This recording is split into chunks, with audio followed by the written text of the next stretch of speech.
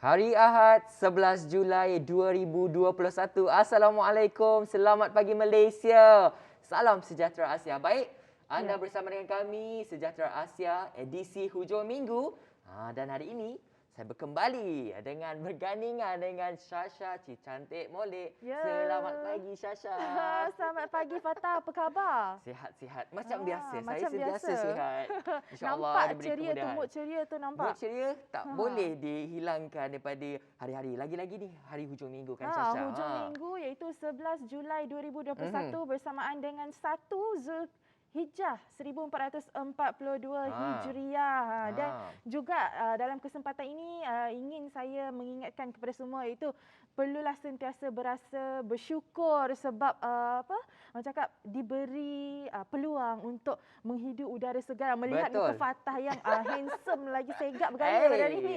Dia memuji kita lebih. Tambahan daripada itu Syasha. Ya. Sentiasa ingat pada yang nak mengambil vaksin patuh kepada Ah, peraturan yang telah ditetapkan ya, dan elakkan betul. keluar jika tiada keperluan pada dalam tempoh PKP ini. Baiklah, Ya, topik yang betul. menarik untuk hari ini ialah untuk segmen bersama Syasha sekejap saja lagi iaitu Mhm. kerjasama guru dan ibu bapa jayakan pengajaran dan pembelajaran di rumah PDPR. Dan untuk segmen bersama saya nanti, sekejap saja lagi kita Ya. akan mengupas mengenai cabaran seorang designer semasa musim pandemik. Jadi Ya, betul. setiap hari kita kongsikan Syasha dengan Ya. mereka, dengan penonton-penonton tegar Sejahtera Asia Mhm. dengan topik-topik yang menarik yang menjadi sentiasa bualan hangat. Bualan hangat untuk semua. Tapi sebelum Betul. tu saya ingin mengucapkan terima kasih kepada anda semua para penonton kerana memilih Sejahtera Asia dari pukul 7.30 pagi sehingga pukul Mhm. 8.30 pagi sebagai satu rancangan setiap hari anda lah, Betul tu. saya kira ya.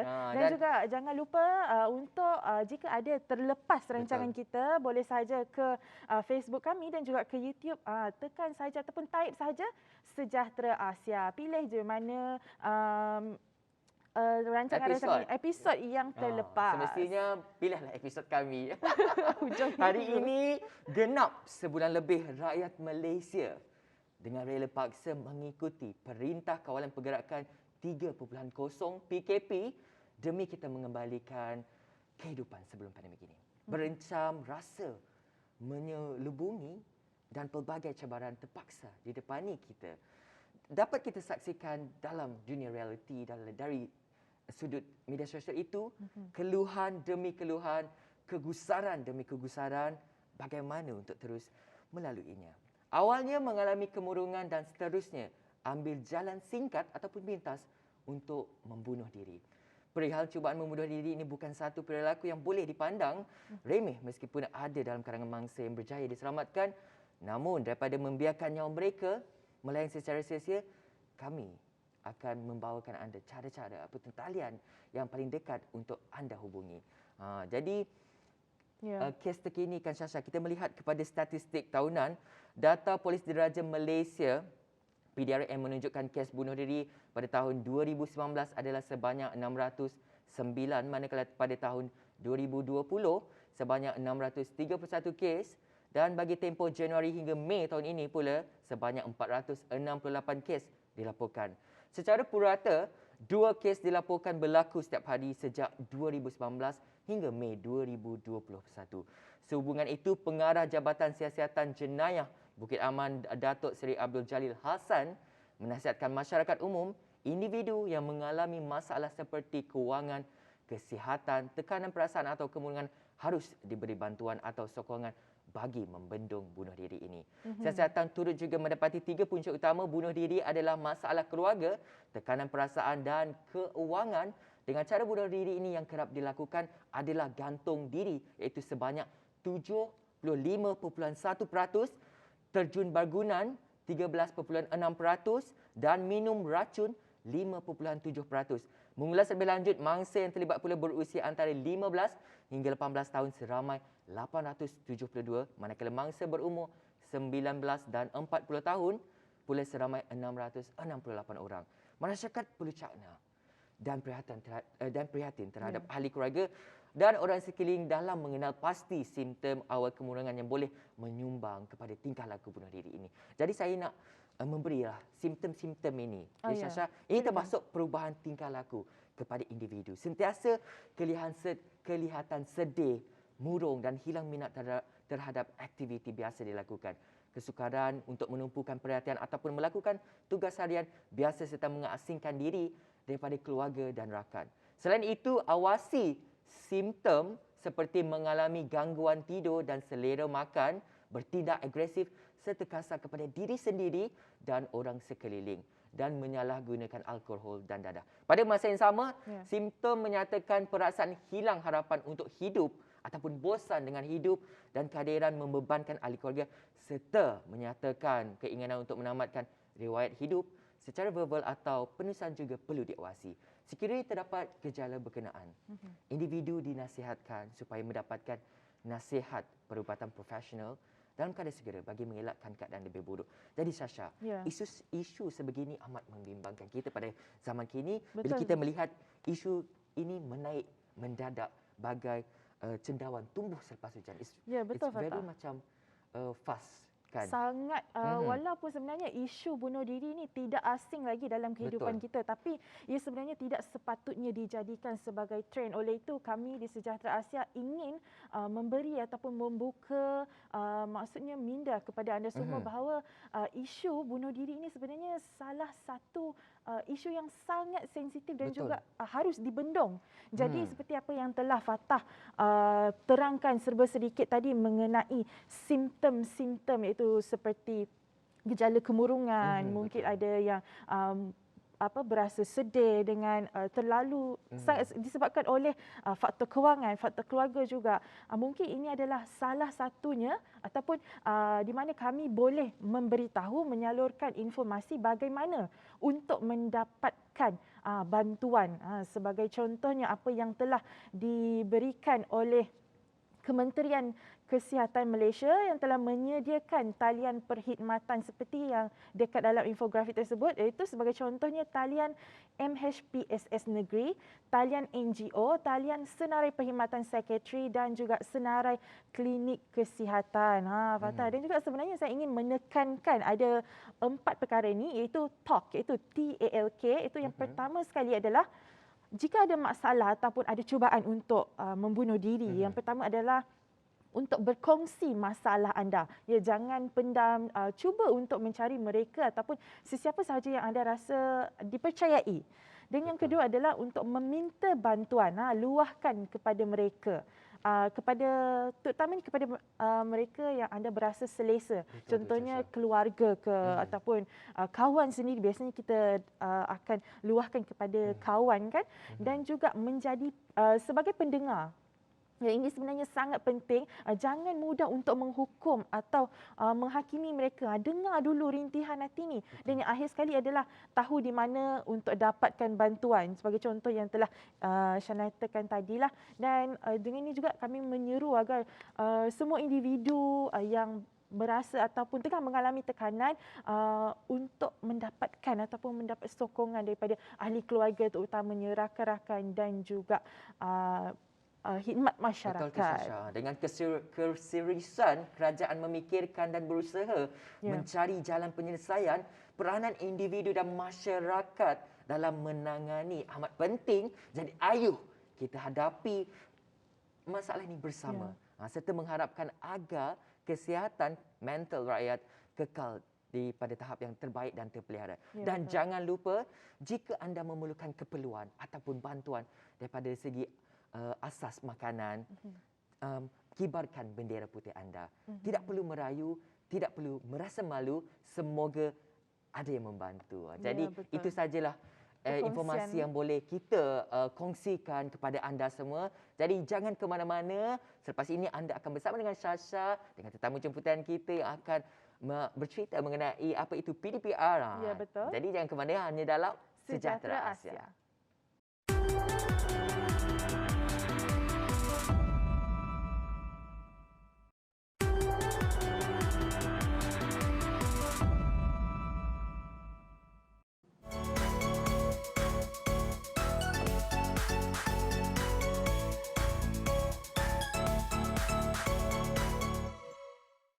Ya, kembali lagi bersama kami di Sejahtera Asia. Terima kasih kepada para penonton. Hari ini kami akan bawakan topik yang menarik kepada anda. Dan sejak negara dilanda wabak COVID-19 ni sebenarnya pelbagai sektor yang terjejas terutamanya dalam sektor pendidikan itu sendiri. Banyak institusi yang diarahkan untuk tutup buat sementara waktu terutamanya di sekolah-sekolah yang diarahkan. Dan juga berlaku peralihan dalam sistem pembelajaran iaitu daripada secara bersemuka kepada atas talian. Oleh itu ibu bapa dan guru juga sebenarnya harus cakna dengan peranan mereka demi membantu mencapai kecemerlangan akademik pelajar. Dan hari ini kami di Sejahtera Asia bawakan topik kerjasama guru dan ibu bapa jayakan pengajaran dan pembelajaran di rumah iaitu PDPR bersama tetamu kita pada hari ini iaitu Puan Dayang Lenora binti Awang Bujang selaku tenaga pengajar untuk mengupas isu ini dengan lebih lanjut. Baiklah, Assalamualaikum Puan Dayang. Apa khabar? Waalaikumsalam. Khabar baik, Syah. Okey. Baiklah, demi mementingkan pendidikan anak-anak di sekolah, PDPR telah diperkenalkan. Itu kita ketahui selama 2 tahun ini. Jadi, oleh itu bagaimanakah penerimaan daripada guru dan juga ibu bapa dan apakah cabaran yang dihadapi oleh puan sendiri? Okey. Ini kita selamat pagi semua. Okey. Cabaran ada banyak ya. Okey. Mula-mula saya nak ceritakan dari mula-mula lagi. Okey. Sebenarnya dulu kami ada diajar Google Classroom. Tetapi kami tak tahu betapa pentingnya benda tu. Lepas tu biasalah kan kita mengajar masuk kelas, keluar kelas. Jadi kita tak guna sangat benda tu. Jadi bila keadaan ni berlaku, COVID, lepas tu stay at home, online. So mula-mula tu semua panik.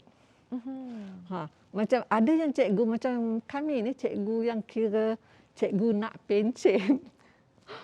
Terpaksa belajar dari A to Z. Ada yang tak pandai buka laptop tau. Okey, adalah macam istilahnya macam tu. Pandai buka, tak tahu dah mana nak tekan butang mana, nak tekan butang mana. So, it's consider we have to start from basic. Tiba-tiba terkeluar Google. Okey. Kami ada masalah. Budak-budak sebab saya mengajar tahun 1. Jadi budak-budak kira samalah taraf kami ni. Belum pandai lagi. Lepas tu ada parent, ibu bapa yang juga ada masalah ni kan. So kita terpaksa belajar. Okay, we start belajar. Dan macam kami sekolah swasta, kami ada support group. So we support group. So ada masalah saja, okay, tanya. Macam mana nak buat ni? Macam mana nak belajar ni? Okay, can you teach me how to create Google Classroom? Can you teach me how to Google Meet macam mana? Lepas tu macam mana nak present? So all these things kami learn slowly. Okay. Lepas tu macam mana nak prepare? And then anak-anak saya di rumah pun jadi mangsa juga. Tempat untuk bertanya macam mana nak buat tu semua.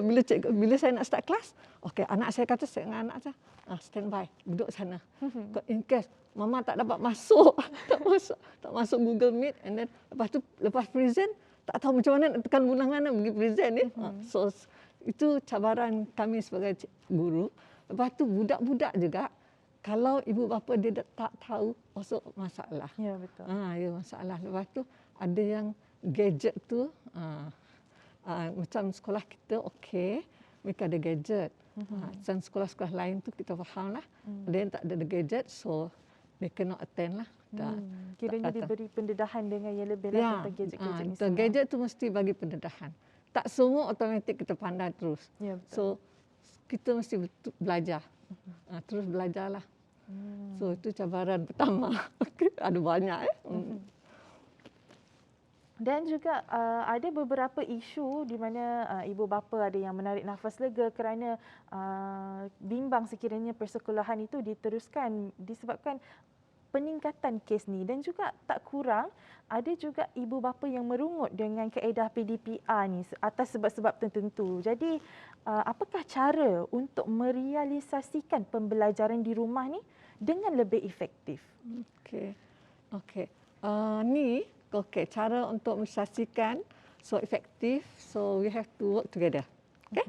Macam sekiranya kita nak Google Meet atau Google Classroom tu lebih efektif. Okey, ibu bapa kami mintalah kerjasama. Okey, sedia tempat. Okey, tempat yang sesuai untuk anak-anak belajar.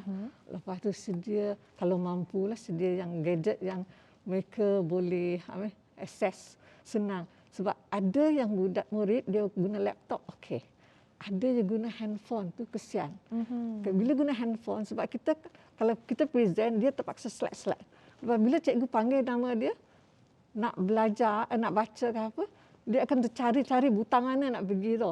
So itu kadang-kadang kesian kan? Mengambil masa juga. Ambil masa. So kita sedapat-dapatnya try lah, cubalah, usahalah macam mana kita boleh, kita faham sekarang susah kan? Tak semua ibu bapa dapat sediakan all these facilities, and ada yang masalah ni benda tu ada. Ya. Line tak betul. Betul juga. Maksudnya mungkin ada kekurangan perkhidmatan dalam talian line tu semua, gangguan. Ya. Tu gangguan juga. Ada kalau dapat saya advice lah. Kalau dapat sedia betul-betul gadget headset. Kata ada mic supaya budak tu senang nak respon pada cikgu dia. Okey. Lepas tu pagi minta tolong bangun awal. Okey, 10 minit sebelum bagi murid tu sarapan dulu. Lepas tu pastikan pakaian tu sesuai. Walaupun dekat rumah tapi nak kena segak juga. Ya, ada murid saya yang datang guna uniform. Saya kata cantik saya kata. So have to prepare, alert kan. Lepas tu ikut jadual harian. Kalau ada jadual harian ikutkan. Lepas tu sediakan buku teks ke apa ke alat tulis, sediakan semua sediakan. Supaya budak tu mentally dengan emotionally dah ready untuk belajar. Itu penting tau. Okey. Lepas tu apa tu? Okey. Lepas tu kalau dapat yang sebab saya ni ajar budak tahun 1, pastikan jangan tinggalkan mereka. Sebab kalau sesuatu berlaku dia akan tercari-cari. Dia tengok. Dia cari ya. Nak orang tolong mereka. Jadi kiranya macam pengawasan ibu bapa tu perlulah. Perlu. Sebab saya ajar budak kecil-kecil. Ya, betul. Tahun 1. So kadang-kadang kesian. Okey, bila sesuatu berlaku dia akan tercari-cari siapa nak tolong dia. Teacher. Lepas tu kelak pergi kat dapur kan, cari mak dia. Betul. Macam tu kan? Jadi mungkinkah ada ataupun berikan kepada ibu bapa antara adat-adat untuk belajar dalam talian ni? Yes. Okey, adat dalam talian ni kalau nak buat, okey, kita mesti cooperate. Okey, macam okey, sediakan tempat tadi kan. Lepas tu pakaian tadi saya dah sentuhkan. Okey, lepas tu pastikan murid tu datang 10 atau 5 minit. Jangan cikgu dah start record, lepas tu cikgu dah mulakan introduction, anak-anak tu masih lagi belum ada dalam tu. Itu dia akan ketinggalan. Sebab setiap kali kita mengajar introduction tu penting. So pastikan mereka on time. Okey. Lepas tu pastikan alat-alat yang mereka sediakan untuk anak-anak mereka, dan kamera tu. Okey. Saya kalau budak tu tak on kamera, saya susah hati. Susah hati sebab tak tahu dia buat apa. Dia tak tahu tu dia buat apa. Lepas tu macam kami senang sebab ada teaching assistant. Jadi bila budak tu tak nampak, dia on, lepas tu tak nampak. Lepas tu kamu panggil nama dia, tak respon. Panggil 1, 2, 3, 4, 5 kali, tak ada respon. Saya cakap dengan teaching assistant, tolong mesej ibu bapa, tanya anak dia ada tak belakang tu. Tu nasib baik ada asisten. Sebab itulah pentingnya antara adat-adat yang telah dinyatakan oleh Cikgu sebentar tadi, iaitu Puan Dayang. Jadi sebenarnya banyak lagi soalan yang kita nak tanya ni dengan Puan Dayang sendiri. Jangan ke mana-mana, hanya di Sejahtera Asia.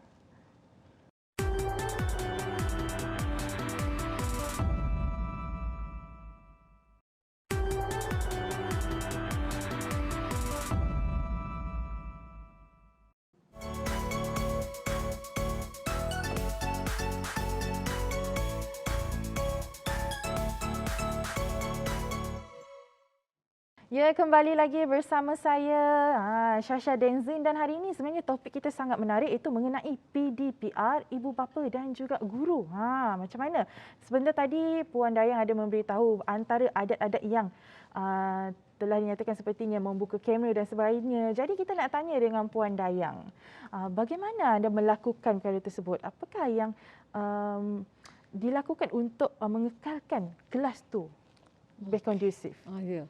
Kondisi kelas tu macam mana? Okey. Mula-mula kita pastikan murid-murid itu on kamera. Lepas tu kita nak pastikan mereka ada situ. So kita terpaksa panggil nama mereka seorang-seorang, okey. Lepas tu interaktif. Jangan kita saja bercakap. Kita bagi peluang mereka bercakap. Okey, kalau lepas kita mengajar tu kita panggil. Kamu. Jadi dia pasti dia tak lari. Ada case tau kalau kita tunjuk video. Lepas tu tunjuk video, kita off video, kita masuk classroom tengok hilang. Ini yang ada kes hilang ni kita cari. Jadi kita terpaksa kontrol ni seolah-olah dalam kelas. Bercarilah, mana kamu? Panggil nama 2-3 kali. Di mana kamu? Ini kira macam itulah kita panggil dia.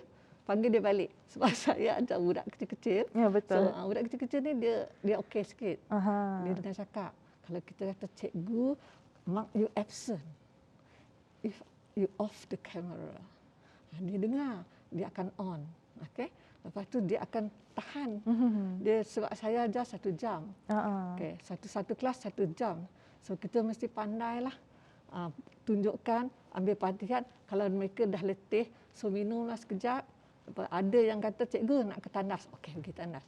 Give a break. Lepas tu kadang-kadang ada part tu sebab tengah hari kan, selalu letih, kita take 5 exercise sekejap. Itulah yang pentingnya kalau cikgu suruh anak-anak buka kamera, jadi cikgu boleh nampak bagaimana keadaan anak murid masa tu.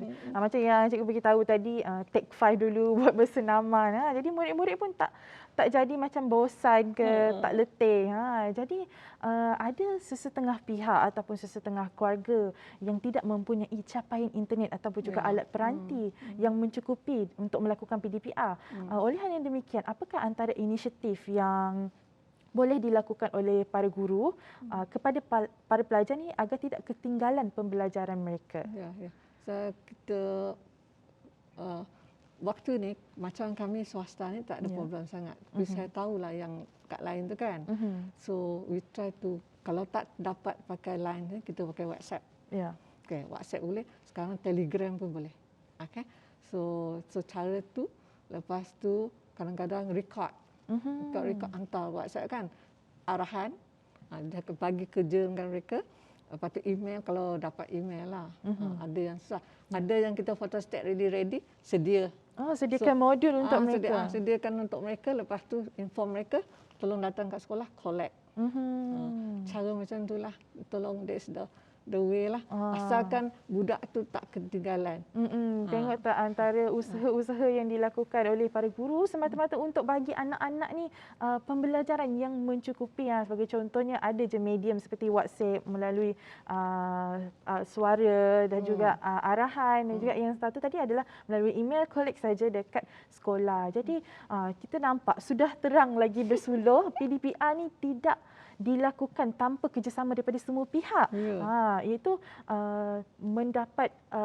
sepatutnya mendapat kerjasama lah daripada ibu bapa, para pelajar dan juga guru. Jadi Puan, apakah antara kepentingan ibu bapa, pelajar dan guru dalam PDPR ni? So dalam macam ni kita terpaksalah bekerjasama. Okey. Kalau sekiranya ibu bapa tu mereka tak pandai, kita ajar, tolong ajarlah. Kadang-kadang kita bagi instruction macam ni. Ada case macam bapa dia kata, cikgu, anak pakai iPad, tak dapat masuk link cikgu. Macam mana ni cikgu? Saya kata saya pakai laptop, ni saya tanya anak saya, macam mana nak guna iPad untuk type link. Jadi mereka kata, buat macam ni, kita kongsi macam ni. So we have to communicate. Communicate kan. Lepas tu macam anak-anak ni juga ibu bapa terpaksa ajar juga. Sebab kami tak sempat nak ajar mereka. Kalau mereka datang kat sekolah, kami ajar. Kami show slide, tunjuk, okay, how to open the Google Classroom, how to open your Google Meet, and then how to submit your your work. Kita tempat saja. Ya. Okey, kami juga belajar semua tu. Okey, step by step. Lagi waktu ni lagi teruk. Mak bapak ada yang kerja, Ya. yang jaga di rumah tu nenek datuk. Macam-macam yang jaga kat rumah tu. Kadang-kadang kita kesian kan. So they tell us, cikgu, hari ni datuk dia jaga, nenek dia jaga. Jadi kalau dia tak dapat masuk link tu, cikgu cakap ya. So they have to macam ni lah. Kita memang all out semua buat kerjasama. Sebenarnya itulah tadi kita beritahu sebenarnya kerjasama antara ketiga-tiga pihak ni, baik daripada cikgu, baik daripada ibu bapa, baik daripada pelajar itu sendiri sebenarnya betul. Jika ada sebarang macam tidak tahu bagaimana menggunakan, boleh saja tanya dekat dalam grup, betul? Dan sentiasa memberi tunjuk ajar. Itu adalah proses of learning juga sebenarnya untuk ibu kami bapa. juga, kami ada task force kami. Kalau apa-apa terus pergi ke task force. Task force kami ialah junior kami lah.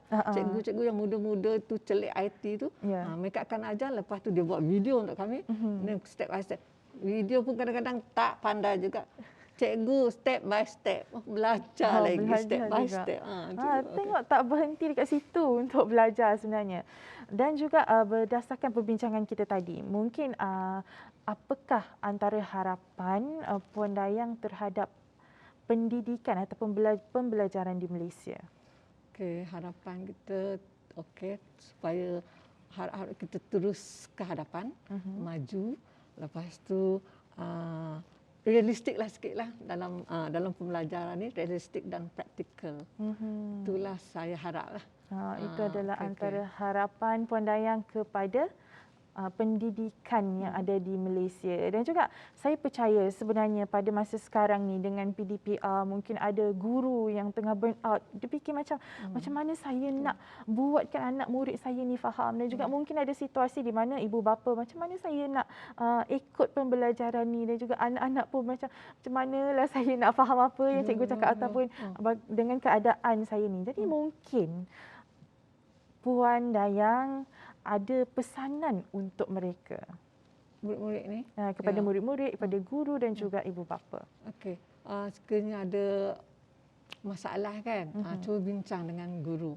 Okey, kalau ada persoalan tu macam mana nak faham, tanya. Okey, sebab kita sebagai guru memang kita cuba nak murid tu faham apa yang kita ajar. Sebab tu kadang-kadang sekarang saya dengar yang ada kumpulan cikgu TikTok. Ada Itu ada kumpulan cikgu TikTok. Sebab apa? Sekarang budak-budak suka tengok TikTok kan. So kami lebih mudah kan. Okey, macam kita buat TikTok untuk mengajar murid. Okey, saya pun bawa masuk TikTok. Ada juga akaun TikTok dah. Sebab apa? Nak ajar budak tu. Ya, betul. Sebab nak ajar budak tu sekarang ni semua media kan. So kita cari cara lah nak sampaikan message tu pada murid-murid. So that's how lah we go find ways lah and means to sampaikan apa yang kita nak sampaikan lah. Jadi secara kesimpulannya sebenarnya kerjasama daripada guru, ibu bapa dan juga anak-anak sebenarnya sangat penting untuk merealisasikan ataupun menjayakan PDPR ini. Jadi kita dah pun mendengar luahan daripada Puan Dayang dan juga serba sedikit mengenai pendedahan PDPR. Saya rasa setakat ini sahaja untuk topik kita, iaitu kerjasama guru dan ibu bapa dalam menjayakan pengajaran dan pembelajaran di rumah. Selepas ini kita akan pergi kepada Fatah dengan topik yang seterusnya. Saya ingin mengucapkan terima kasih Puan Dayang kerana telah berkongsi kepada kami semua. Dan jangan ke mana-mana, terus kekal setia bersama kami sehingga ke penghujung rancangan hanya di Sejahtera Asia.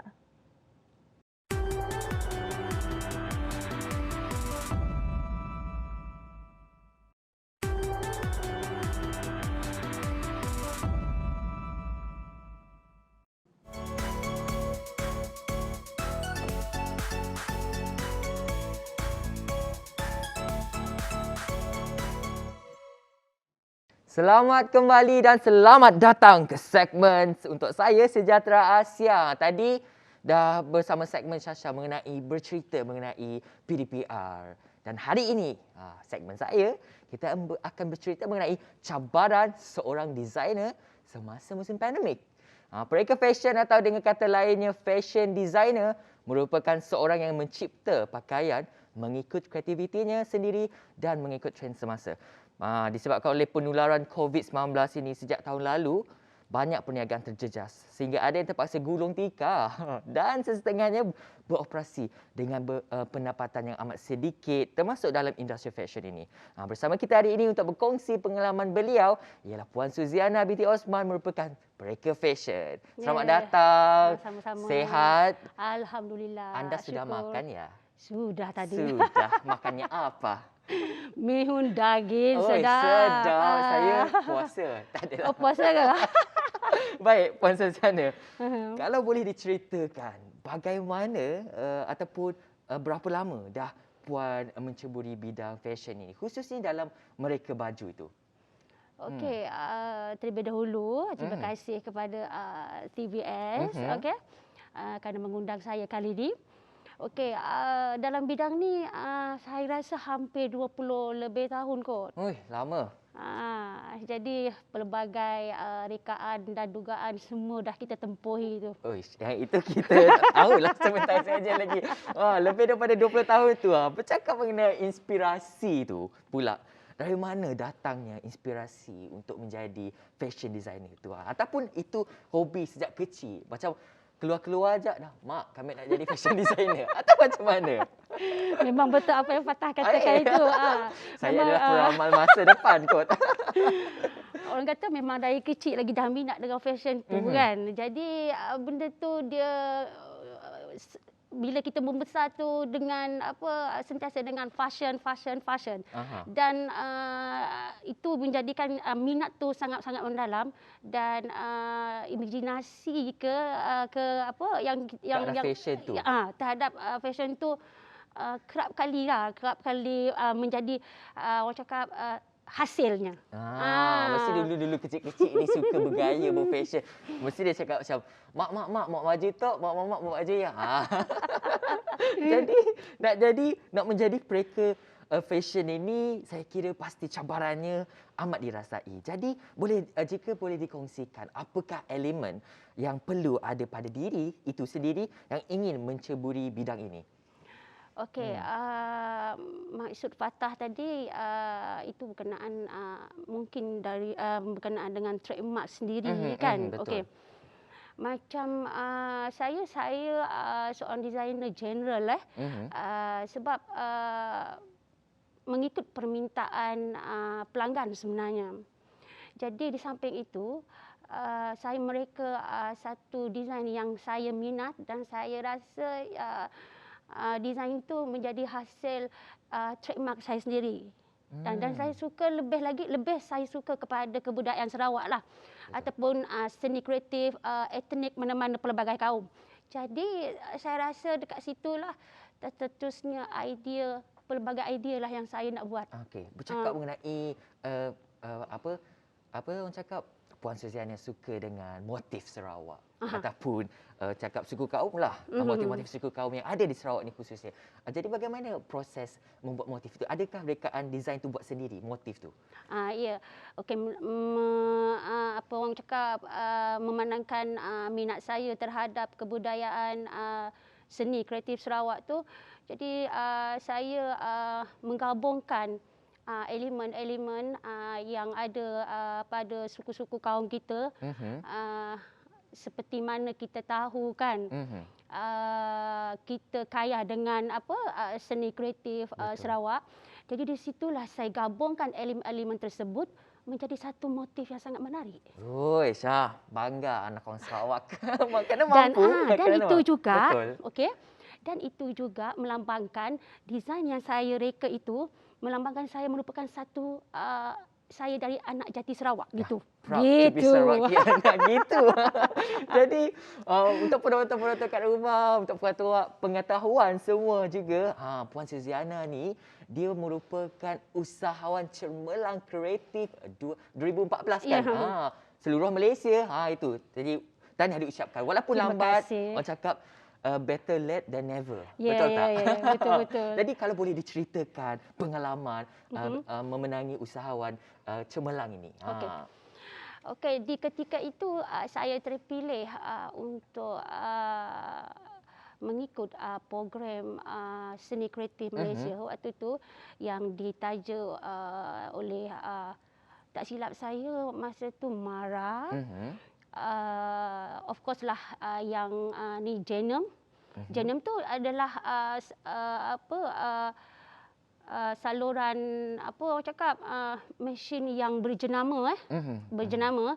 Okey, saya membeli mesin itu. Bukan 100 200 mungkin penonton yang di luar sana tahu yang jenama Genom ni. Okey, mesin ni memang sangat bagus. Bukan nak promote memang Tak apa, promote saja. memang dari situ juga saya terpilih kan. Okey, jadi masa tu yang Mara rasanya apa lagi tak ingatlah sebab dah 2014 kan. Okey, lama tu. minta maaf mana-mana yang tak dapat kita ingat, tak dapat nak Betul. sebut. Okey, jadi kalau siapa yang ingat 2014 tu kita di Sarawak kita ada terpilih waktu tu 7 orang. Okey, 7 orang masa tu. Jadi saya salah satu seorangnya lah. Okey, kita diterbangkan khas dari Sarawak datang ke Kuala Lumpur ISM tempat tu. Jadi di situlah hari pertama rasanya kita kekok lah rasanya kan sebab kita orang Sarawak. Betul. Dekat sana sangat beribu-ribu orang yang buka booth di sana. Dia bagi kita booth satu untuk buat promote kita punya hasil. Okey, Sarawak pun ada juga. Of course Sarawak ni banyak seni kreatif dia kan. Pelbagai seni lah. Pelbagai apa orang cakap motif-motif yang diorang bawa macam contoh bakul ke apa ke itu kita biasa dah tengok kan. Tapi kalau dekat KL diorang bak macam tu. Okey. Gedabak bagi. Dan banyak jugalah dekat luar sana masa tu yang foreigner yang datang pelancong-pelancong juga memang diorang ada jemput kot masa tu. So saya yang tak tahu apa-apa masa tu saya buat kerja saya. Okey. Saya buat lakaran dulu untuk satu baju yang direka saya sendiri dengan menggunakan teknik hasil handmade tangan saya sendiri dan dia juga dan digabungkan dengan mesin Genom tu sekali Jadi benda tu menghasilkan satu yang sangat orang cakap kalau kita pandang macam biasa je. Tapi kalau orang luar tengok tu dia dah tahu dah kayanya hasil seni tangan tu. Betul. Jadi itulah yang menjadikan dia jadi mahal tau. Yang saya reka tu jadi mahal. Masa tu saya dilamar oleh seorang dari London. Okey. Jauh London tu. Okey, dari London masa tu dan dia sangat tertarik kepada rekaan saya masa di ISM waktu tu. Dan saya dia pribadilah dia pribadi dengan dia minta nombor telefon saya apa semua. So saya biasalah promote kan. Itu adalah satu rezeki. Betul. Ya. Jadi tak jadi itu kita kira belakang. Betul. Yang penting kita connection dengan pelanggan kita tu dengan boleh menjadi hasil lah. Jadi jangan tak jadi macam tu. So kat situlah terjadinya penjualan saya baju tu yang dress yang saya reka tu dia pun setuju dengan harga. Nak tahu tak? Nak tahu tak penonton? Mestilah penonton nak tahu. Okey, masa tu harga baju is 18K. Allah. 18,000. Itulah pertama. Saya tak tahu. Saya masa tu saya bila dia cakap dia cakap macam tu, saya rasa ya Allah, adakah rezeki aku ni? Itulah kita boleh cakapkan rezeki yang tidak nampak ya. Gedabak 18,000 tu. Dan saya percaya itu kenapa Puan Suziana meletakkan pada 18,000 tu merupakan hasil titik peluh dia dan itu adalah merupakan handmade guys. Dia bukannya kau jahit je kan. Banyak lagi kena fikir lakaran motif itu. Jadi kita banyak persoalan lagi yang kita akan bertanya dengan Puan Suziana. Kita nak tanya pasal idola dia lah. Kita nak tanya pasal macam cabaran dia lah. Jadi jangan ke mana-mana, kita kembali selepas ini hanya dalam Sejahtera Asia.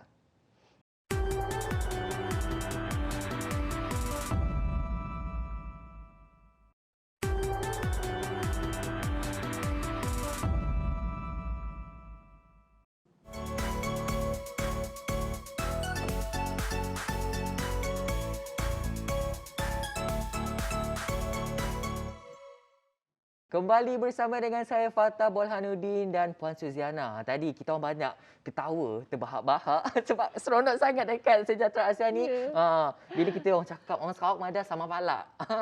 Tadi saya ada menyentuh pasal idola. Siapakah idola Puan dalam bidang fashion ni? Kalau macam saya suka Rizalman. Dan kita juga ada Jimmy Choo, kita ada Rizman Ruzaini. Dan kalau di Sarawak itu sendiri, kita ada Anas Su, kita ada Hafiz Dressmaker, Ben Nazri dan macam-macam lagi. Jadi siapa pilihan idola Puan Suziana pula? Okey, sejujurnya saya ni apakah jujur sebenarnya tu?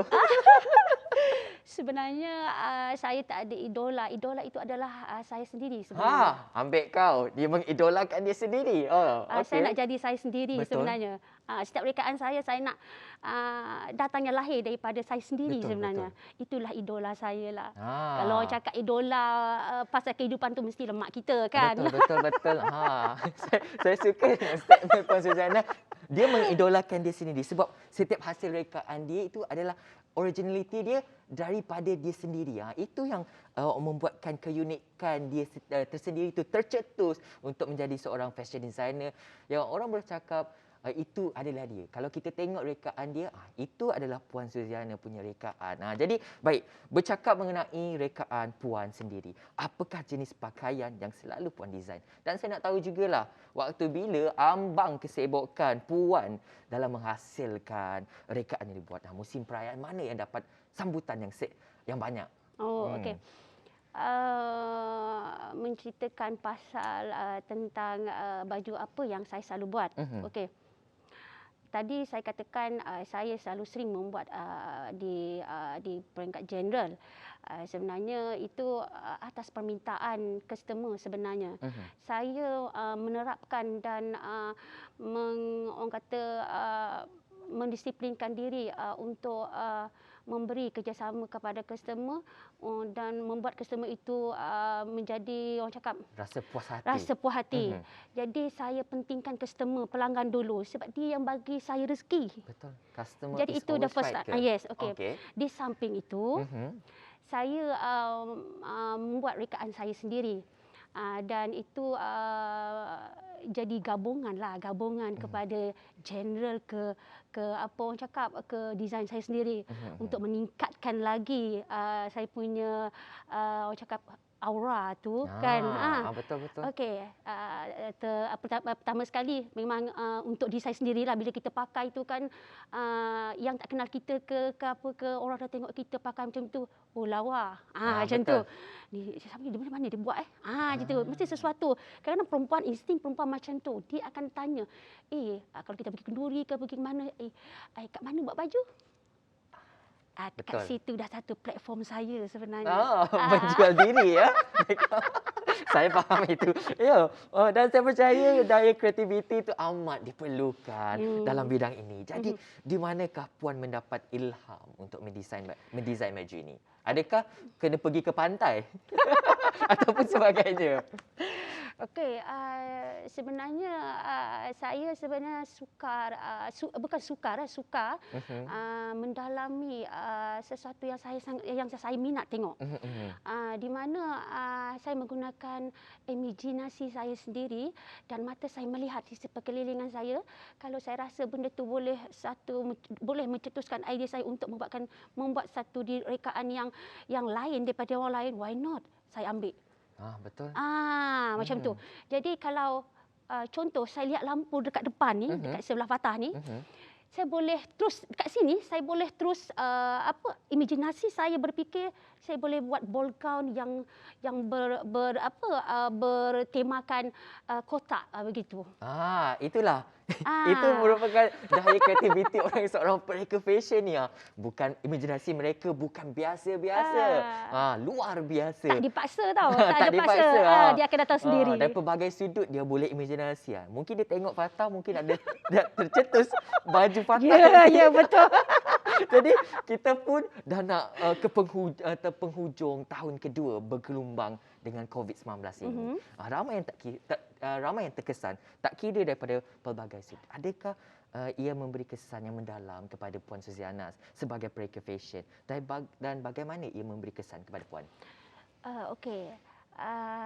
seperti mana kita tahu, rasanya dah hampir 1.5 tahun Dah nak masuk 2 tahun penularan dah. penularan COVID-19 ini berlaku di dunia ni. Betul. Malah pun orang cakap semua landscape ekonomi kita sekarang memang dah terjejas sekarang ni kan. Apatah lagi bisnes saya. Betul. Dan kesan yang sangat-sangat tu tipulah orang kata kita tak Tidak terkesan mendalam, kan, tidak mendalam. Situasi saya perniagaan saya ni sebab saya butik saya berada di Wisma.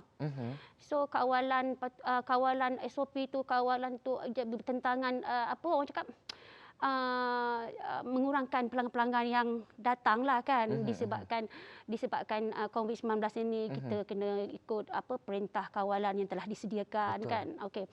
Jadi dan yang kedua tu di Wisma ni dia ada kebaikan keburukan dia. Bila dah kawalan ketat diarahkan, so penutupan Wisma ditutup. Bezanya kalau kita jahit kat rumah. Betul. Macam tu. Itulah kesan yang saya rasakanlah waktu ini. Jadi jika boleh dikongsikan bagaimana Puan mengatasinya dan apakah alternatif Puan yang lakukan, sebab setiap masalah pasti ada solusinya. Ya, betul. Adakah menjahit di tepi pantai juga? Okey, setiap kemahuan di situ ada jalannya. Betul, sebenarnya. saya suka itu. Okey, langkah-langkah yang saya ambil di waktu PKP berlangsung ini, okey, saya meningkatkan lagi untuk promote diri saya, bidang yang saya cebur ini di talian-talian seperti Instagram. Betul. Seperti Facebook, seperti kita ada grup juga pada WhatsApp kan. Okey. Jadi di situlah saya ni dan juga saya tidak membuang masa semasa di rumah. Betul. Okey. Saya juga menghasilkan banyak reka-rekaan yang terbaru dan orang cakap tak rugi jugalah. Betul. Dekat situ. Itu Tak rugi jugalah. orang cakap masa peluang untuk kita mengasah daya kreativiti kita Ya, lagi kan. Betul. Dan adakah pada masa kini tahun 2021 ini masih lagi stigma bahawa fashion itu equal to woman saja, dan pada lelaki yang menceburi bidang ini adalah dianggap sebagai lelaki lembut. Apakah pandangan Puan terhadap isu ini? Bagaimana Puan melihat keadaan sebegini? Saya rasa itu tiada masalah. Tak ada masalah sebenarnya, kan. Jangan kita alhamdulillah minta maaf. Dia terseduh. Sebab tak apa. Okey, minta maaf ya. Isu semuanya tak jadi masalah bagi saya sebenarnya. Kita jangan judge seseorang mengikut pribadi dia ataupun penampilan dia ke apa ke kan. Kita kena kenal minat dia, kenal dia, kreatif dia. Betul. Jangan kita orang cakap macam itulah, sesuka hati. Okay. Ya. Orang cakap Kejayaan seorang itu. Betul. Tak kenal maka tak cinta. Jadi Ya, betul. mungkin pesanan terakhir kepada penonton-penonton, sebab kita dah masa amat mencemburi kita. Pesanan terakhir kepada Puan. Okey, pesanan pada saya untuk semua dekat luar sana, mahupun peniaga-peniaga yang sebidang dengan saya ataupun tidak, okey, jangan memberi satu alasan pandemik ini menjadikan kita tidak terus maju ke depan. Jadi kita kena fikir positif. Betul tu. Ke arah itu. Dan saya percaya dan pandemik sekarang ni hanya sementara saja. Okey. InsyaAllah. InsyaAllah. Begitulah tadi pesanan-pesanan daripada Puan Suziana. Jadi kita pun dah berakhir slot kita untuk hari ini, Sejahtera Asia. Jadi setiap pesanan tu kita ambilkan sebagai pandangan kita sendiri. Dan ingat, hati-hati dekat rumah. Jika ada sebarang cadangan ataupun topik yang ingin kami kupaskan, bolehlah lontarkan di laman sosial Sejahtera Asia di Facebook, Instagram. Dan setakat ini saja perkongsian kami di Sejahtera Asia. Semoga memberi 1000 manfaat kepada anda semua. Saya Fatah Bolhanuddin daripada Inspirasi Kami Jetuskan Inovasi. Bye-bye. Bye-bye Puan Suziana.